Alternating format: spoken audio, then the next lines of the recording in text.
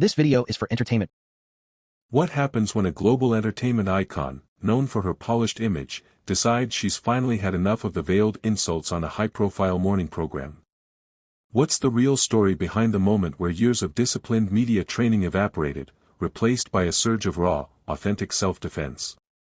Today, we are peeling back the layers on the absolutely electrifying segment where A-list celebrity Serafina Rhodes, a powerhouse in music, film, and business, delivered a devastating verbal takedown to veteran panelist Constance Bell on the popular daytime series, The Roundtable.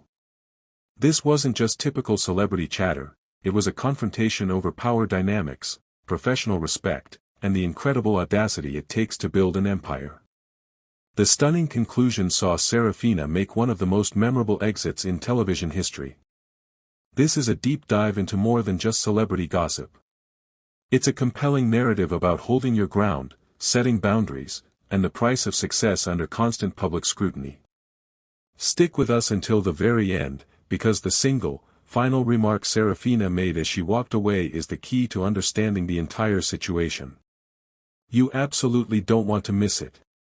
Make sure you hit that subscribe button and let us know in the comments, who do you think was truly out of line here? The setup, tension takes center stage. It all began like any other segment. Serafina Rhodes, dressed impeccably in a sharp ivory suit that commanded attention under the studio lights, was on set to promote her latest directorial debut and her new global lifestyle collection. The Roundtable team was anticipating a huge ratings spike, and the standard expectation was a friendly, light-hearted chat, perfect for camera-ready smiles and polite applause. But as Serafina settled into her chair, a subtle, almost palpable shift occurred. The atmosphere, usually breezy, became stiff, charged with an unspoken tension. Co-hosts Brenda Dixon and Marcus Lyle offered warm, engaging welcomes, and the audience erupted in cheers. Yet, sitting furthest down the panel was Constance Bell. Her body language was noticeably rigid, a fixed, distant smile, arms folded tightly, an obvious signal that this conversation might veer into uncomfortable territory. The initial minutes proceeded smoothly. Serafina discussed the challenges of directing, her philanthropic work, and the creative vision behind her new enterprises. She was articulate, gracious, and utterly composed, the definition of a seasoned professional. The hosts appeared relaxed, until Constance chose to inject a deliberate element of friction. "Serafina, you know," Constance interjected abruptly, cutting across a story about the challenges of creative mentorship. "I have something that's genuinely been perplexing me for years." The other panelists exchanged quick, nervous glances. Serafina maintained her confident posture, turning her head slightly.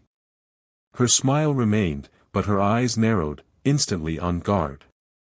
"Certainly, Constance. I'm happy to address any genuine curiosity you have." The calculated question.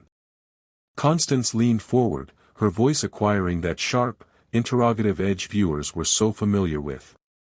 "I've observed your fascinating trajectory over decades, and I have to ask, how exactly do you explain the sheer longevity of your career, given, and let's be frank here, what many music critics call a rather unremarkable vocal ability?" The studio fell into a stunning, immediate silence. The audience reaction was one of collective shock. This was not a question posed out of sincere curiosity, it was a strategically phrased critique, barely disguised as an inquiry. Serafina's immediate composure was a testament to her experience. A brief, cold flash sparked in her eyes, quickly subdued. She spoke with a calm, measured cadence. "Constance, with all due respect, are you implying that the success I've worked for decades to achieve is undeserved?" Constance offered a slight, self-satisfied shrug. "Well, let's look at the metrics. You've had major commercial triumphs, yes, but you're hardly in the same league as a Celeste Dion or a Veronica Vaught. And yet, somehow, you've constructed this colossal, multifaceted brand. I find that business phenomenon deeply intriguing." Marcus, the co-host, attempted to pivot the discussion, but Constance pressed her point. "And concerning your work in cinema, have you ever been truly considered a serious dramatic actress?" So many of your roles just seem to be Serafina Rhodes playing a slightly different version of Serafina Rhodes. Don't you feel audiences deserve performances that are more transformative, more authentic? Serafina's fingers tightened subtly on the armrest of her chair. The smile she wore was now razor-thin, no trace of warmth, only focused intensity. Her voice, when she finally spoke, was quiet but carried unmistakable authority. "Constance," she began. "This is a significant departure from the professional discussion my team was promised. But since you've chosen to interrogate my life's work, let's engage with it properly." Serafina's counterattack, defining true craft. She rotated her chair slightly to face Constance head-on, her posture radiating an almost regal confidence. "You mentioned my singing voice. You're correct, I am not in the exclusive company of those legendary vocalists. Very few artists are. But what I am is an individual who has tirelessly built an authentic connection with a global audience. I have sold well over 100 million records globally, commanded the top of the charts in multiple genres, and I accomplished that by being unequivocally me, not by chasing another person's shadow."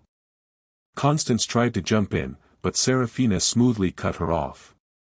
"Regarding my acting," she continued, her tone steady but unwavering, "I find it fascinating that you casually dismiss the efforts of every director, writer, and co-star I've worked with. I have been recognized by major award bodies, I have headlined films that have collectively grossed billions, and I have helped bring to life stories that have deeply resonated with millions of people. If that doesn't qualify as serious work to you, then perhaps our definitions of impact are fundamentally different." The atmosphere in the studio was electric. The other hosts were frozen, unsure whether intervention was even possible. Constance, recognizing her initial line of attack was faltering, pressed harder. "But Serafina, surely there's a benefit to specialization. You're a singer who produces, an actor who directs, a designer, an entrepreneur. Some would argue you are simply spread too thin, dividing your creative resources." This was the pivotal moment. The famous, polite professional mask Serafina wore completely shattered. The smile vanished. In its place was a look that was cool, laser-focused, and utterly dangerous. "Spread too thin," she repeated, her voice dropping to a lower, more resonant frequency. "Constance, before we proceed, perhaps you could remind all of us, what exactly is your lane?" The question was a massive rhetorical punch. Constance's composed facade flickered, her eyes briefly darted away before she recovered. "My lane. I am a satirical commentator. A host. I have held this position for over 2 decades. I believe I am quite settled in my role."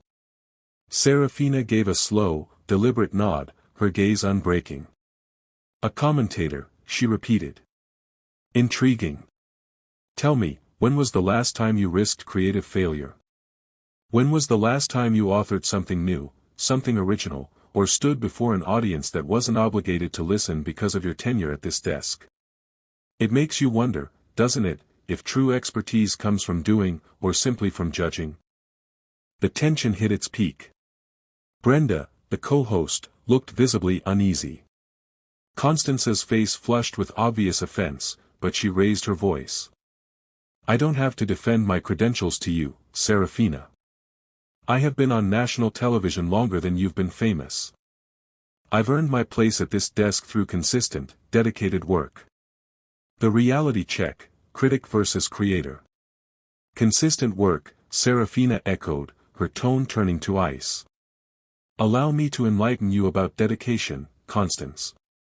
While you've been comfortably sitting behind a teleprompter, delivering thinly veiled insults about other people's careers, I was in a dance studio until 4 a.m., pouring my heart into rehearsals. I was taking acting classes, finding my voice in a business that constantly told me, no. I performed in tiny clubs where your worth was determined instantly by the audience, not by a lifetime contract. I didn't get to sit and criticize those who were creating, I was the one taking the risk and getting the work done." She leaned into the conversation, her voice vibrating with conviction. "You want to discuss lanes? My philosophy is simple. Every time someone tried to tell me what I couldn't do, I went out and mastered it. When they said the girl from my neighborhood couldn't become a global brand, I proved them wrong. When they questioned my artistic depth, I collaborated with the best in the world. I don't follow a lane, Constance. I pave my own road. Constance attempted a final, desperate intellectual appeal. Surely you can see the value in focusing on one singular craft, mastering it, rather than dissipating your energy across too many ventures. Serafina emitted a short, sharp, entirely joyless laugh. Value in singular focus? Constance, you've been performing the same job for 20 years. You read the cards, you offer predictable opinions on current affairs, and you occasionally launch a cheap shot at your guests. If that defines your idea of mastery, then our understanding of professional aspiration is entirely mismatched. Brenda finally intervened, her tone frantic. Ladies, perhaps we should pivot to Serafina's exciting new film. But the confrontation was beyond redirection. I asked the difficult questions. Constance snapped, her voice rising. That is the core of commentary. I don't just lob softballs so celebrities can push product. For the first time since the tension began, Serafina actually smiled, but it was a cold, calculating smile. Difficult questions, she said softly. Is that what you call this, Constance? When was the last time you broke an actual story? When did you conduct genuine investigative work, uncover facts, or do anything that actually fits the description of journalism, instead of just recycling lazy opinions and gossip? And this is what makes us wonder, is a critic's job to inform or just to tear down? The final verdict. The studio fell into a profound hush. The precision of Serafina's question was like a razor cut. Constance's mouth opened and closed, her words failing her. When she finally spoke, her voice was stripped of its previous bravado. I offer commentary, she defended weakly. I analyze events. That is a completely legitimate form of public discourse. Commentary, Serafina repeated, nodding slowly. So, sitting in judgment of people who dare to create, without ever having the courage to put your own work on the line. Constance, I've spent enough time in this business to recognize insecurity and envy. And what I'm looking at right now is someone who has built her entire career on the sidelines, criticizing the people who are actually in the arena, fighting. Constance's face, once flushed with confidence, was now pale. Envy, she managed, her voice trembling with rising fury. You think I am envious of you? I think you're envious of anyone who has truly created something, Serafina corrected evenly. People who accept the risk of failure, who put their authentic selves out there, who craft things that actually matter to millions of strangers. You resort to tearing people down because, deep down, you know you've never had the courage to do what they do. How dare you? Constance exploded, her composure finally shattered. You come on my show and attack me. I've always been professional. Serafina let out a short, incredulous breath. Professional? Constance, you initiated this by insulting my entire artistic catalog, belittling my acting, and questioning the validity of my success. If that is your definition of professional conduct, perhaps it's time to revisit the term. She leaned slightly across the table, maintaining her powerful seated posture. But you know the real difference between us? She asked, her voice low and unwavering. When people criticize me, they are talking about something I physically created, the films, the albums, the businesses. When people criticize you, what exactly are they criticizing? Your ability to read cue cards, or your talent for mocking people who achieved what you never dared to pursue? We're running out of time, but you have to stay to hear Serafina's final parting shot. It's epic. Constance's voice wavered. I have provided essential commentary to millions of viewers for decades. I have a loyal viewership that values my input. Input, Serafina said softly, almost to herself. Is that the word for this? From my perspective, this looks a lot more like professional bullying. You don't entertain, Constance. You provoke. You diminish. You chip away at people who've actually done something meaningful with their lives. Authentic entertainment elevates people. It inspires them. What you do is simply negativity cloaked as informed opinion. Constance's face turned scarlet, her breathing shallow. She lunged for the ultimate personal insult. You want to talk about reality? Let's talk about you. You've built your career on a manufactured image. On endless reinventions, public relations stunts, and God knows what else. You are not a real person, Serafina.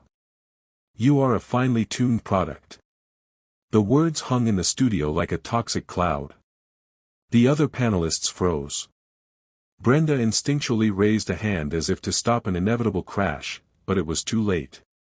The walkout, a declaration of self-respect. Serafina Rhodes rose slowly from her chair. The almost imperceptible sound of the wheels scraping against the floor echoed through the deafening silence. She didn't raise her voice, she didn't flinch. When she finally spoke, her tone was quiet, controlled, and every syllable landed like a judgment. Constance, she said. The name was delivered with the cold finality of a verdict. You just committed a profound error. She placed both hands on the table, leaning forward slightly, her gaze locking onto Constance with laser-like precision. You want to discuss what's real. What's real is that I came from the absolute bottom and built something extraordinary, brick by brick. What's real, Serafina continued, her voice gaining strength, is that I have worked harder than you could ever begin to imagine to earn my place. What's real is that millions of people around the world have found joy, strength, and genuine connection in the work I have created. Constance tried to interrupt. I didn't intend to. Serafina's tone hardened like polished steel. Yes, you did intend it. That was the precise goal. You wanted to diminish me because that is your sole contribution to the world, sitting in that seat and attempting to tear down others to inflate your own, very clear, lack of accomplishment. Her voice resonated with undeniable conviction. But here's the most authentic truth of all, Constance. The deepest reality, you have never created anything that genuinely moved anyone. You have never inspired a single soul. You have never genuinely enhanced someone's life through your work. The studio was absolutely silent. Constance's mouth opened and closed again, no sound emerging. Brenda looked utterly paralyzed. Serafina continued, her tone devastatingly authoritative. And here's another reality, when you go home tonight, you will still be the same bitter, deeply unfulfilled person you were this morning. The person whose greatest thrill is sitting at a desk, offering cruel commentary about people who are actually living the lives you only talk about. Your professional legacy, Constance, is nothing more than a collection of cheap insults and failed attempts at wit. Constance finally found her voice, a shaky whisper. You cannot address me like this. This is my program. Serafina's laugh was sharp, almost pitying. Constance, this is not your program. This is a broadcast you are employed on. You are not the central figure. You are, at best, a provocateur they keep around to say the things that are too mean for anyone else, so the audience can shrug and say, oh, that's just Constance being Constance, as if cruelty is a unique talent. She straightened, her presence filling the room. But here is the most pathetic part of this exchange. You had a golden opportunity today. You had Serafina Rhodes sitting directly across from you. Someone who has genuinely built an empire, achieved against staggering odds, and learned the true meaning of perseverance. You could have initiated a genuine conversation. You could have learned something. You could have asked about the challenges, the lessons, the profound realities of creative life. Instead, you chose to be small. You chose to be petty. You chose to waste everyone's precious time, including your own, trying to diminish someone who has accomplished far more than you ever will. Constance visibly shrank in her seat, her bravado completely deflated under the force of Serafina's words. Brenda tried one last, desperate attempt to regain control. Serafina, we need to go to a quick break. But Serafina wasn't finished. The energy demanded one final, critical statement.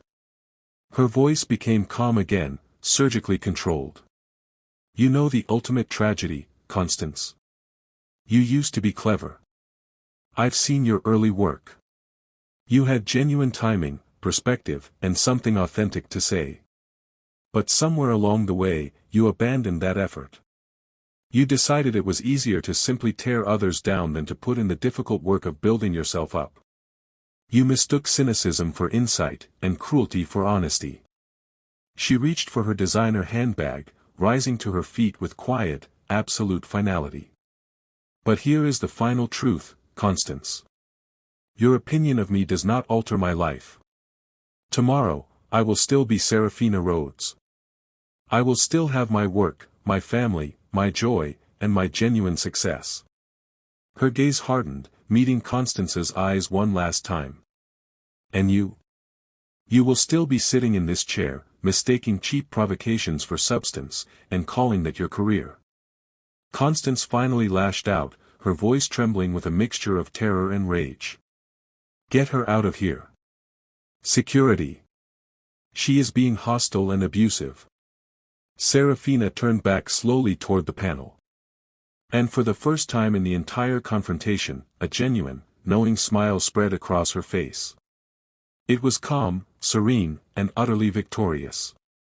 Abusive, she repeated, a hint of genuine amusement in her voice. Constance, I have been nothing but honest.